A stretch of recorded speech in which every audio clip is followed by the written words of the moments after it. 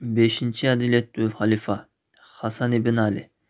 Менин бул уулум мырза болот. Аллах аны менен мусулмандардын эки үлкөн жамаатын жарашууга алып келет. Аллахтын элчиси саллаллаху алейхи вассалам.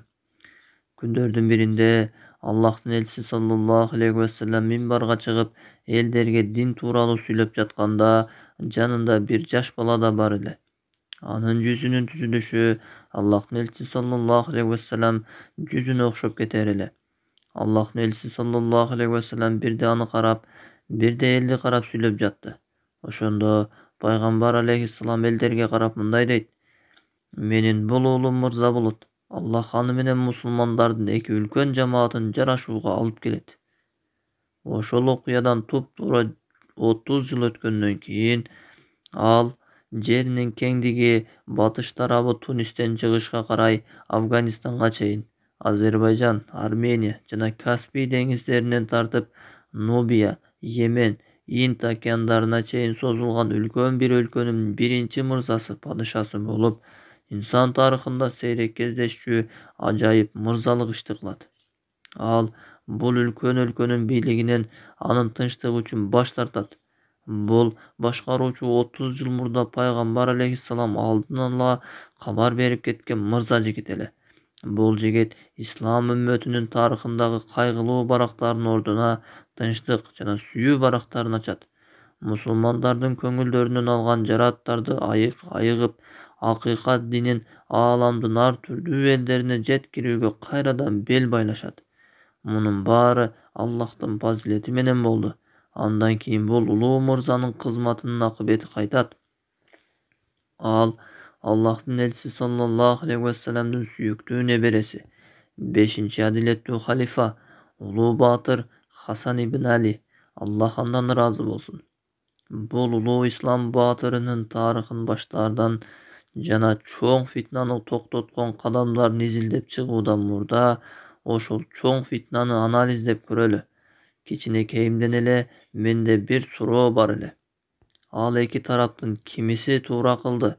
Мусулмандардын көпчүлүгү бул нерсеге жооп издөөнү таптакыр каалаган эмес. Менимче, мындай маселелерди ачыктабай таштап коюу биздин тарых бурмалоочулардын сазына батырат.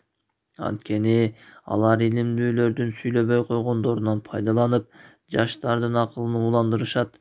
Мен да бир кездерде мына ушул маселе боюнча тарых бурмалоочулардын курмандыгы болгонмун.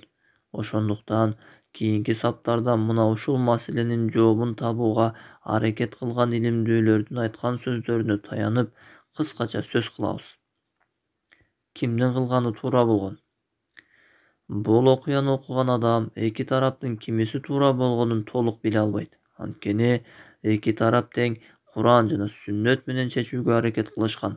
Эки тарапта тең сахабалардын жана табийиндердин улуулары бар эле.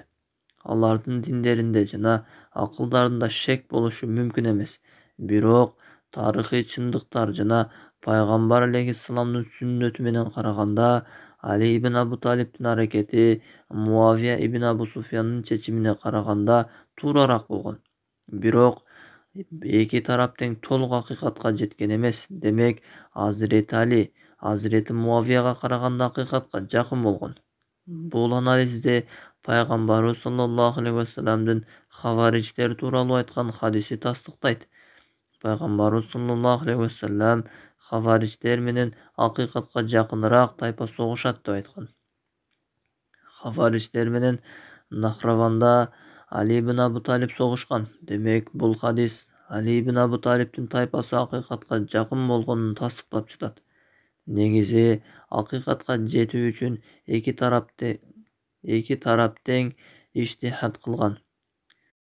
Түшүндүрмө: Иштихад шарият далилдеринен өкүм чыгаруу. Түшүндүрмөнүн аягы. Бирок жогоруда айткандай, Али ибн Абу Талип шек күмөнсүз акыйкатка жакын болгон. Ал эми сахабалардын ортосундагы салгылашуу жана кан төгүлөр кечиримдүү, анткени алардын кылганы иштихаддын негизинде болгон.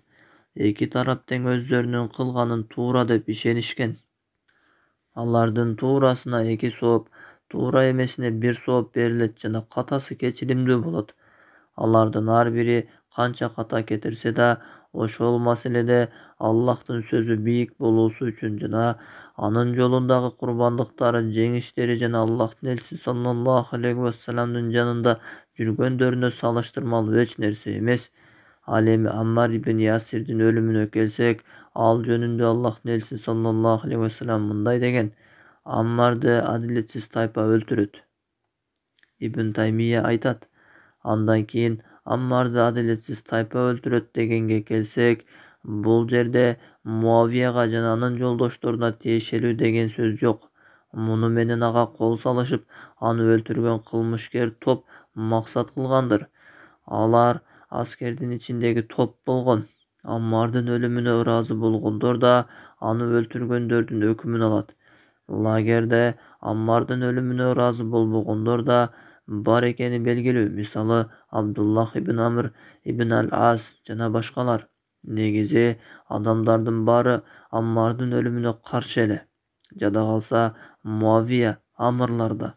Шейх ибн Таймиянын Majmu'ul Fatawa китебинен алынган сөзү бүттү.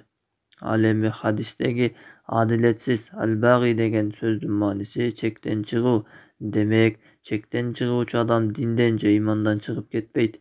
Мунун далили ыйык Куранда. Аллах Таала айтат: эгерде момундардан эки тайпасы өз ара согушуп калса, экөөнүн арасын оңдогула. Эгерде экөөсүнөн бири экинчисине зулум кылса, силер зулум кылганына каршы Аллахтын буйругуна кайтканга чейин согушкула. Эгер тообо кылып Аллахтын өкүмүнө кайтса, экөөсүнүн арасын адилеттик менен оңдоп койгула жана колуңардан келишинче адилет кылгыла. Чынында Аллах адилеттүү адамдарды сүйөт. Чынында бардык момундар бир туугандар. Бир тууганыңардын арасын оңдогула жана Аллахтан корккула. Ажеп эмес, ырайымына арзырсыңар. Аллах Таала аятта араларындагы согушуу жана зулумдуктарга карабастан момундарды бир тууган деп атады. Зайд ибн Харис мындай дейт: Сиффинде Аммар ибн Ясирдин жанында элем. Менин тизем анын тизесине тийип турат эле.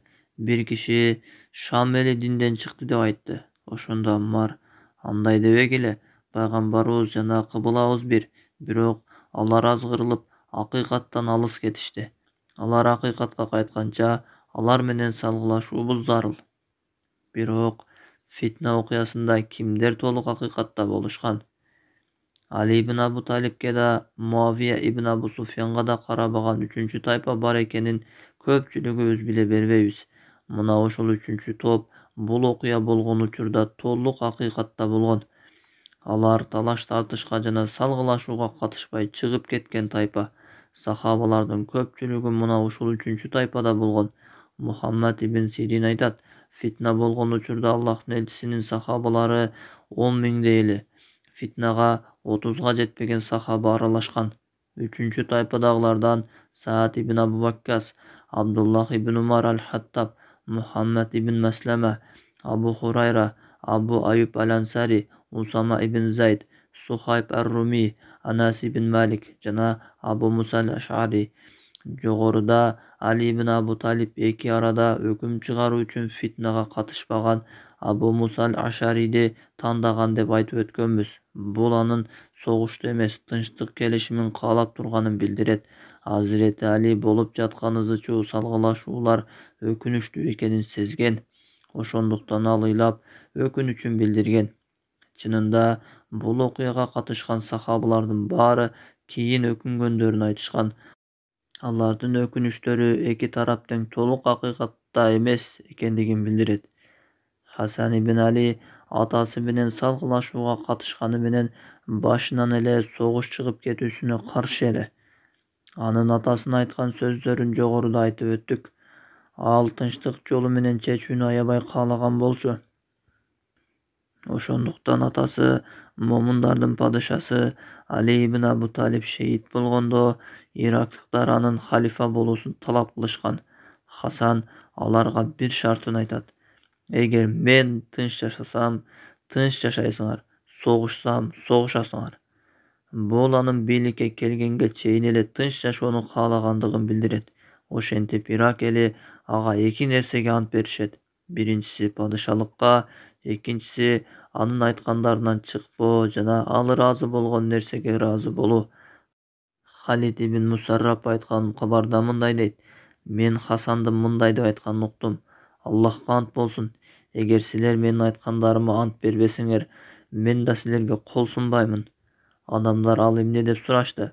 Ал: тынчтыкта жашагандар менен силер да тынчтыкта жашайсыңар, мен согушкандар менен силер да согушасыңар. Момундардын эмиринин өмүр баяны Хасан ибн Али аттуу китепте доктор Ас-Саллаби Хасан ибн Алинин кылган иштерине кошумча түшүндүрмө жазган. Хасан ирактыктарга тынчтыкты тандоо, сүйлөшүү жүргүзүүгө жана аласа бересекке ыңгайлуу экенин үйрөткөн. Бирок анын сөзүндө тынчтыктан гана кабар берип турса да, тынчтыкты согуштан артык көрүү эле эмес, экөөнү да камтыйт. Бул анын таланттуулугу, чебер жетекчилиги жана абалдарды жакшы түшүнүүсүнөн кабар берет. Ошондуктан ал халифалыкка исламдын жана мусулмандардын кызыкчылыгы үчүн келген. Ошол эле учурда Муавия да кан төгүлүү улануусун каалаган эмес. Ал Хасанга мусулмандардын канын төкпөөгө келишүүнү талап кылган жашыруун кат жиберет. Хасан ага макул болот, бирок козголоңчулар анын тынчтыкта ооп жатканын байкап калышат. Ирак аскеринин бир бөлүгү көтөрүлүш чыгарууну баштайт. Алардын кээ бири Хасандын буюм тайымдарын уурдаса, кээ бирлери ал отурган килемди уурдап кетишкен. Ошентип Хасан Иракта кол салууга да туш болуп, анын себебинен төшөктө жатып калган. Хасан менен Муавия аскерлеринин коштоосу менен жолугушат. Балким алар бул тынчтык келишимин аскерлеринин баарына көрсөткүсү келгендир. Ошондой эле ал экөөнү жашыруун келишим түзүп алышты дегендердин ооздорун жабат. Мына ушул толук логикалык түшүндүрмө деп ойлойм. Аллах билүүчү. Имам Бухари сахихинде Хасан аль-Басриден мындай деп риваят кылат. Аллахка ант болсун, Хасан Муавияга тоодой аскер менен келди. Ошондо Амр ибн аль-Ас айтты: Мен каршылаштарын өлтүрмөйүнчө артка кайтпай турган аскерди көрүп турамын. Муавия ага мындай деди: Ал экөөнүн эң мыктысы, о Амр. Эгер тигилер буларды өлтүрсө, булар тигилерди өлтүрсө, мен кимдердин ишин кыламын? Алардын аялдарын жана балдарын кароо үчүн мени менен ким калат? Андан кийин ал Абдул Шамстын урпактарынан Абдурахман ибн Самура, Абдуллах ибн Амр ибн Курайс аттуу эки курайштыкты жиберип жатып аларга мындай дейт: Тиги адамга баргыла да биздин сунушубузду айткыла. Алар менен сүйлөшкүлө жана эмне каалап жатканын билгиле. Алар Хасанга барып айтышат. Муавия сага ушундай нерселерди сунуштады. Хасан: Биз Абдул-Муталиптин урпактарыбыз, байлыгыбыз жетерлик. Ал эми бул адамдардын каны кайнап турат. Эки элчи: Ал сага паландай түкүндөйлөрдү сунуштап жатат. Хасан: Бул үчүн мага ким жооп берет? Эки элчи: Мунун жоопкерчилигин биз мойнубузга алабыз. Андан кийин Хасан эмне айтса, аны биз мойнубузга алабыз деп турушту. Мына ошондо Хасан Муавия менен тынчтык келишимин түзөт. Мына ушундай таризде чоң фитна барагы жабылып, момундардын падышасы Хасан ибн Али халифалыкты Муавия ибн Абу Суфьянга бошотуп берет. Бул жыл биримдик жылы деп аталып калган. Ошентип ислам үммөтү Аллахтын фазилети андан кийин Хасан ибн Алинин көрөгөчтүгү менен биримдикке келет. Мына ошентип Аллахтын элчиси саллаллаху алейхи вассаламдын Хасандын кичинекейинде анын келечеги тууралуу айткан кабары да аткарылат. Менин бул уулум мырза чыгаан болот. Аллах аны менен мусулмандардын эки үлкөн жамаатын жарашууга алып келет. Хасан ибн Алинин халифалыктан түшкөн жылы пайгамбарыбыз алейхиссаламдын көзү өткөнүнүн 30-жылына туура келген. Муну менен пайгамбарыбыз саллаллаху алейхи вассаламдын дагы бир кабары иш жүзүнө ашат. Менден кийин халифалык 30 жыл болот. Ошентип Хасан ибн Али 5-адилеттүү халифа болуп калды. Андан кийин момундардын падышасы Муавия ибн Абу Суфьяндын халифалык доору башталган. Эгер Хасан Муавияны бул мансапка татыктуу эмес экенин билсе, бул оор мансапты ага тапшырбайт эле. Хасан халифалыкты татыктуу эмес кишиге тапшырып, үммөттүн күнөөсүн мойнуна алып калуудан коркот эле. Тескеринче, ал бул мансапка эң татыктуу адамды койгон. Ошондуктан Абдуллах ибн Умар айткан: Аллахтын элчисинен кийин Муавиядай күчтүү жетекчи көрбөдүм. Соңунда, албетте, Хасандын улуулугу ал мусулмандардын ортосундагы көп жылдарга созулуп, алардын канын төккөн, бөлүнүп жарылууну жөнгө салууда эле эмес, анын чыныгы инсандык улуулугу, ал инсандын табияты сүйгөн мансапты өткөрүп берип, напсисин жеңгенинде. Бийликтин азгырыгы байлыктын азгырыгынан да жогору турат. Бул азгыруунун канчалык деңгээлде чоң экенин түшүнүү үчүн бир ишке жетекчи болуп дайындалгандагы бактылуулуктун көлөмүн өзүбүздөн сурап көрүүбүз керек. Хасан ибн Али турган мансаптын ислам өлкөсүнүн халифалык мансабы жүздөн бирине да ылайык келбеген мансаптарды бекем кармап туруп алуунун айынан канчалаган согуштар болду. Бирок Хасан башкалардай болуп напсине кул болгон жок. Тескеринче, ага кожоюн болду. Балким бул Аллахтын элчиси саллаллаху алейхи вассаламдын Хасан тууралуу айткандагы мырза деген сөзүнүн маанисидир. Анткени мырзалык бул тактыда эмес, чыныгы мырзалык ал жан дүйнөдө. Бирок Муавия ибн Абу Суфьяндын көзү өткөндөн кийин эмне болду? Хусейн ибн Алинин шейиттик окуясынын чыныгы тарыхы кандай болгон? Эмне үчүн тарых бурмалоочулары бул тарыхты жашырышат? Кезектегиси